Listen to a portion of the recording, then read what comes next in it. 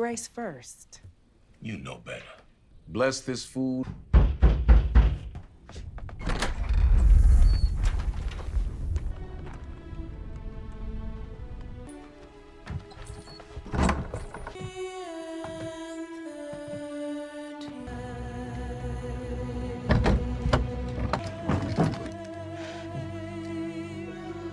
No. Please, I'm begging. The movie, set in the late 19th century Western America, opens with a family sitting together for breakfast in their humble home in Texas. The father, Michael Love, leads the grace when they hear an unexpected knocking on their door. Walking towards the door, he wonders who it might be at this hour. As soon as he sees the man in front of the door, Michael is shocked. He is Rufus Buck, a cowboy just like Michael used to be. Michael seems to know that he's in danger and why the man has come to his home. Rufus sits on the family's dining table while Michael pleads to resolve their issue alone, away from his family. Instead, Rufus aims his two gilded guns at Michael's son, Nat, and his wife, Elena. Another man with a scorpion tattoo on his hand comes to hold down Nat's shoulders. Despite Michael's tireless begging to just kill him if he wants revenge, Rufus shoots Elena. He then shoots Michael, who charges at him in his grief. Witnessing both his parents being murdered, Nat can do nothing but scream. He continues to be held down as Rufus takes out his razor to carve a cross in the middle of the boy's forehead. Many years later in Salinas, Texas, a man named Jesus Cortez comes into a small church in priest's clothing. He calls out to Father Esparza, about to extort some money since he's a cowboy bandit. Instead of Esparza, however, it's another cowboy standing in front of the altar. The man says he's there to kill a man with a scorpion tattooed on his hand, which is Cortez. When he takes off his hat, Cortez is shocked to see that it's Nat Love, all grown up. Nat shoots first during the quick draw for their lives, successfully killing Cortez and getting part of his revenge. He tells Father Esparza, who was hiding all this time, to take Cortez's body to the sheriff's office for some bounty cash. Turn his body in and you'll get $5,000 for your church. Somewhere else, a gang of cowboys wearing red hoods ride away after robbing a bank. Hiding in the canyons is Bill Pickett, part of Nat Love's gang. He aims and shoots at the Crimson Hood gang, hitting a few of them and causing them to stop with 3 members remaining. Another member of Nat's gang, Jim Beckwourth, has a snarky back and forth before quickly killing 2 more members. Mom used to say, Jim is such a sweet boy. You're not sweet. I'm sweet. You're not sweet. I'm sweet. The last one standing, Monroe Grimes, pretends to be dead, while Bill and Jim argue about robbing the bank robbers. He slowly tries to pull up his gun, but Jim's keen eye spots the movement, immediately disarming Monroe with 1 shot. Monroe says that they're making a death wish because they're robbing Rufus Buck's money. Rufus is supposedly in prison for life, but Monroe says he's getting out soon. In Douglastown, Nat arrives at an establishment called Stagecoach Mary's Saloon. He is welcomed at the door by a tomboy woman named Cuffee, who tells him to put his gun away, as it's the house rules. While Nat doesn't mind, 2 other men who came after him do. So Cuffee beats them up and orders the other workers to drag them away. On stage, the owner of the establishment, Mary Fields, is singing. She notices Nat's presence, and after the song finishes, she approaches him. Nat asks if she's still mad at him, which she responds with a passionate kiss before telling him to leave. I said leave. However, Cuffee tells him which room Mary is in. He talks about wanting to settle with Mary since he's done with his revenge, Cortez being his last target. Mary says that Rufus is still alive, but Nat thinks life in prison is a worse fate than death for Rufus. Right when Nat and Mary are planning to have some fun, Pickett knocks on the door. He says there's something important Nat must see. It turns out that they had brought Monroe there to be questioned. At gunpoint, Monroe says that Rufus is still in prison, but he will be freed of his sentence tomorrow and he'll be heading to Redwood. Nat decides to spare Monroe's life and tells him to run away. The next morning, Rufus's gang, led by Cherokee Bill and Trudy Smith, forces a train to stop in its tracks before shooting the driver and hijacking it. One young officer points his gun at Cherokee, but to save the lives of the other passengers, he is forced to drop it and walk towards the last train car. The door is locked, but inside, Many officers are pointing their gun at the door. It turns out that the boy's father is the prison's chief warden who is inside the locked car. Trudy shoots the boy's leg twice, and not wanting more harm for his son, the warden opens the door. Trudy shows the warden official papers granting Rufus's freedom in exchange for killing the warden and his men who had done crimes to civilians. In fear, the warden unlocks the door to Rufus's transport cell, finally freeing the man after so long.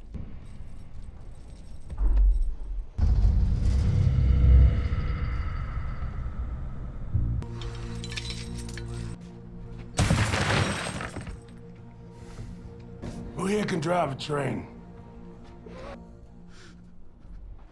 Everybody but him.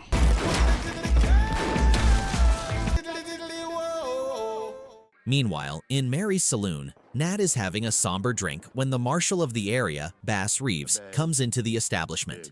He sits on Nat's table, and the air is tense because Nat is a wanted man. Bass indicates that he knew about Nat's gang intercepting the Crimson Hoods after their robbery, and how the Crimson Hoods are joining the new gang Rufus is assembling. Suddenly, Nat throws his drink on Bass, and the marshal aims his gun at Nat. He orders Cuffee to handcuff Nat as Bass is planning to bring him to Fort Smith to be tried for his crimes. Y'all enjoy the rest of the evening. With their leader, Rufus's gang head towards the town of Redwood. Rufus built the small town with his money, and it has grown considerably since his detainment years ago. They meet the gang's accountant to ask for the $25,000 that's supposed to be sent by the Crimson Hoods after their robbery. The accountant tells them about the Crimson Hoods being robbed on the way, and now they don't even have much money left. This surprises Rufus because they should have much more than that, and he figures out who spent all his money. The mayor and sheriff of Redwood, Wiley Esco, is eating steak in his house while monologuing about driving Rufus away from town. A knock startles him. It's one of his bodyguards, aiming a gun at him and saying that Rufus wants to meet him outside. Wiley was one of Rufus's men back then. He entrusted him with the town's upkeep while he was in prison, but Wiley had become a corrupt mayor. They start fighting barehanded until Rufus beats Wiley up using the back of his gun. He spares Wiley's life, but orders him to leave the town immediately. I want you to vacate immediately or die where you lay. After the commotion, Trudy asks why Rufus chose to leave Redwood to Wiley and not her. Rufus says that Wiley was loyal, and he trusts nobody else but Trudy and Cherokee to manage the gang members in person. They now need lots of money to keep Redwood from being bought by white businesses, so they gather up the residents for an announcement. They want to tax the residents for $50,000 in total, saying it's to prevent their houses and businesses from being bought by outsiders. The poor residents protest because they don't have that kind of money. One man even starts doubting Rufus's authority, which makes Rufus come out to explain himself. He says that he didn't build Redwood for himself, and that the man is an enemy of progress. He calmly asks the man's name before shooting him point blank.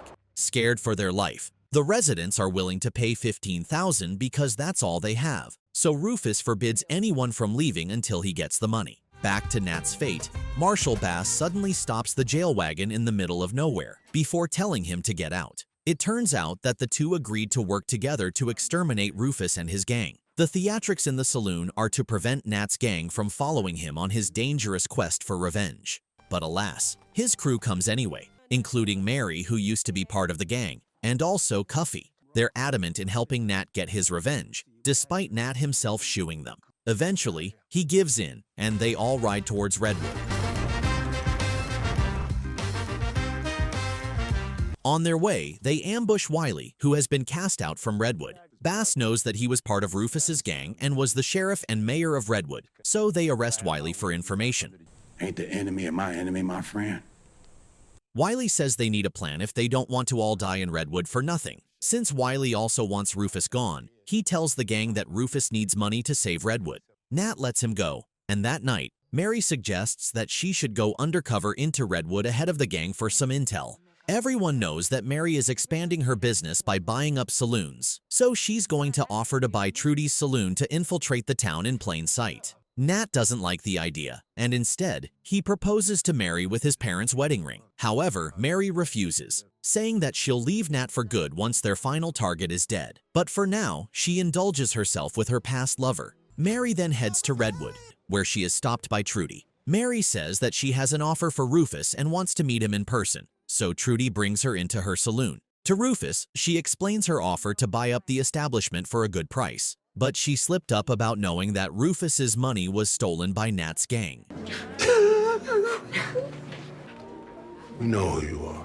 This raises Rufus's suspicions, as news of the robbery hasn't gone far. Figuring out that Mary is helping Nat take his revenge, Rufus orders Trudy to hit Mary unconscious. It's already sunrise when she wakes up, tied to a chair in Redwood's sheriff's office. Trudy orders her men to choke her, but decides to keep her alive to lure Nat, who has been worried as Mary fails to return to their camp. Suspecting the worst, Nat and the gang heads to Redwood. Nat is slightly relieved to see Mary still alive, so he tells Trudy that he wants to meet Rufus in person. Trudy says he can, but only if he stays while the rest of his men leave the town. After some consideration, Nat agrees and tells his crew to back down. Before leaving, Jim tries to have a quick draw duel with Cherokee to contest the title of fastest shooter in the West. However, Cherokee dismisses his dare. It all comes down to who's alive and who's dead.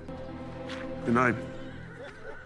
That night, they tie Nat's hands to the ceiling and beat him up in front of Mary. Rufus enters the room and orders Nat's hands to be cut loose. He says that he gave Nat the scar, so he'd recognize Nat when he finally comes to find Rufus. Rufus wants Nat to return the money they stole and an extra $10,000 for interest. He knows that Nat doesn't rob banks nor kill innocent civilians, and that's exactly why he wants Nat to rob a bank for the money. So, Nat is let go and returns to his crew with Rufus's demands. He knows if he fails to deliver the money, Mary will die. He's planning to rob a bank in Maysville, which is a predominantly white town. Nat will only bring Jim and Cuffee, and he wants Cuffee to wear a dress as a disguise.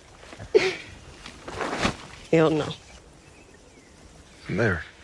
She reluctantly agrees, and the three head to Maysville. The white residents stare at them as Nat pretends to be Cuffee's husband who's accompanying her to the bank. Cuffee asks the teller to make a withdrawal, and while she's getting laughed at, I'd like to make a withdrawal. You have to have an account. I'm not talking about that kind of withdrawal. she takes her gun and aims it at the teller. Nat also aims his gun at the security and other clients. They successfully get the money and escape the shootout that ensues without killing any civilians.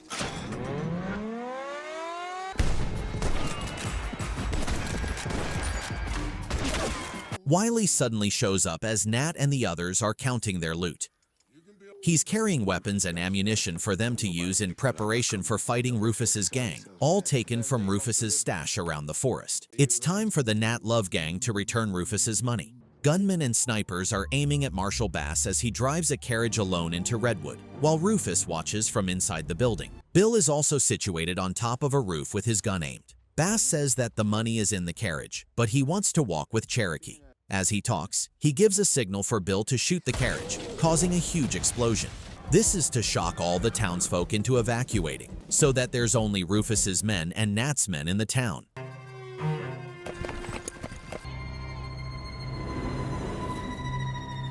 Nat shows up on a horse shortly after, with Cuffee riding a wagon with the promised amount of money and a pile of dynamite on top.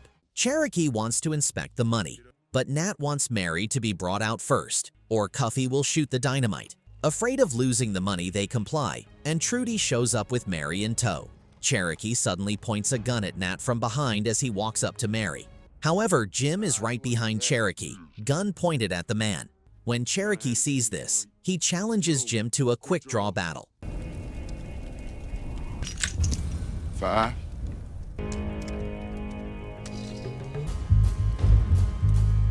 But before the countdown is over, Cherokee cheats and shoots Jim in the head. Watching from the rooftop, Bill is furious, and a shootout ensues. Nat orders Bill to blow up the money, which he does. Seeing the money burn, Rufus finally leaves his post, and Trudy orders the men to kill Mary. Cuffee saves her by the bell, and the shootout between the two gangs continues. Nat gives Mary her shotgun and the fight back to back. Trudy's mine. She decides that she wants to kill Trudy, so they split up. Which means Let's go. As the fight continues outside, in a building, Mary fights Trudy, who's only using a knife as she's out of ammo. Mary manages to smack Trudy with her gun, but outside, Nat gets shot on his shoulder by none other than Monroe. Monroe is about to shoot Nat dead when Bass shoots Monroe's head first. He grabs the injured man to take shelter behind a carriage. Meanwhile, Wiley sneaks into the house where Rufus's men are shooting from. He lights a dynamite and throws it at them. Rufus descends down the stairs to meet Wiley once again, revealing that he knew Wiley is the one who turned him into the police years ago. I always knew it was you who gave me up. Wiley tries to apologize, but Rufus quickly shoots the dynamite in his jacket to kill him. Outside, more Crimson Hood members arrive to shoot at Nat. The pain in his shoulder is overwhelming. But Nat is reminded about how Rufus barged into his childhood home to kill his parents. This tragic memory fuels the adrenaline he needs to keep on fighting, and he manages to kill all the Crimson Hoods. Inside the house, Bill manages to climb in through a window and finds Cuffee, who's reloading her gun. When Bill is kissing his good luck coin for taking a bullet, he's shot from the back by Cherokee. Cherokee tells the dying Bill to not be afraid before shooting him once more. Cuffee is angry because Cherokee didn't kill Bill honorably, and by a quick draw, she manages to shoot Cherokee in the neck as she's faster. I lost my... With nobody but Rufus left, Nat allows some time to mourn his dead friends. He enters Rufus's house alone, finding his target sitting alone on a chair, a bottle of whiskey in front of him. Nat tells him to pick up his guns for a duel, but instead, Rufus asks if Nat's father was a good man. Nat says yes, and Rufus goes on to talk about how his father was a cowboy outlaw like them, who likes to beat up Rufus and his mother. One day, Rufus' mother attacked her husband to protect Rufus, which leads to her death in his hands. Rufus' father left without a trace, and despite looking for many years, he couldn't find the man to get his revenge. When he finally did, it seems like his father had become a new and honest man, with a wife and child. I couldn't kill my brother. You lying. You lying. Killing our father was retribution, but My father. My mother. Nat doesn't believe it, aiming his gun at Rufus and calling him a liar. Rufus says that letting Nat live and seeing him become what their father tried to run away from was the true revenge. He thinks Nat can surpass him as an outlaw because, unlike Rufus, he can kill his own brother. it's time to take your revenge, Nathaniel Buck. Take your revenge. Both in tears, Rufus tells Nat to kill him, but Nat refuses. After some provocation,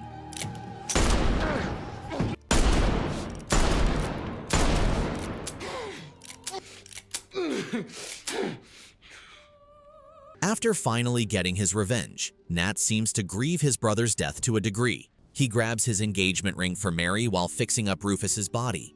Nat leaves the house and cries into Mary's embrace. It has been an emotional day for them all. Later, they bury Bill and Jim, but they also create a grave for Nat beside them. It seems like they want to fake Nat's death with the help of Marshal Bass. Bass will return to his post, while Cuffee seems to be aiming for a deputy or sheriff position in his footsteps. She says goodbye to her ex-employer Mary before Mary leaves on her horse to continue her journey together with Nat. The movie ends with a silhouette looking at them in the distance, wearing the bowler hat that indicates that Trudy is still alive.